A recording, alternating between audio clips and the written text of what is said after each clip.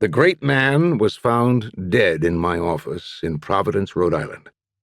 That's my couch he's draped across in the photo, the one that ricocheted from device to device, delivering the news.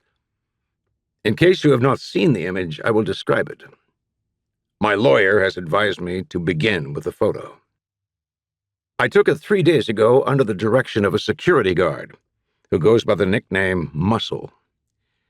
Don't be misled. Muscle is thoughtful and perceptive. Facing a predicament, he turns all its facets to the light. That morning, Muscle rescued me.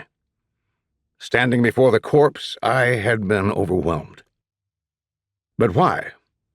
There was little to miss in the great man. He had destroyed our democracy.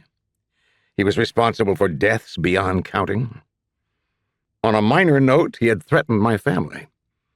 He was unpleasant to be with.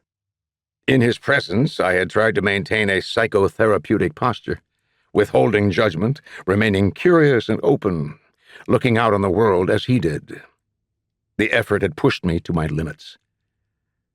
Still, I attended to him. The death of someone we have cared for is wrenching. The words tended and cared for reflect my experience.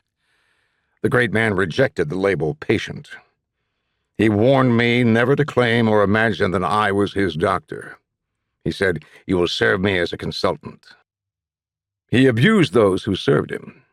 He ignored consultants.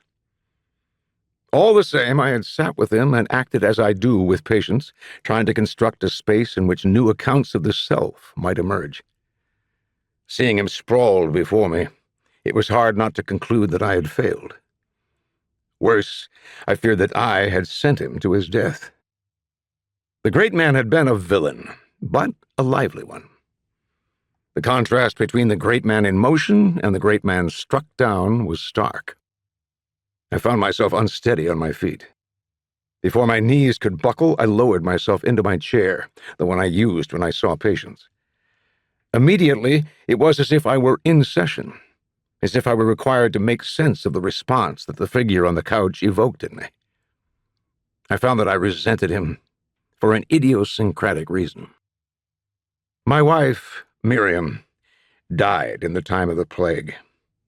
My mourning involves joining her in imagination. The least reminder will throw me into a meditative state.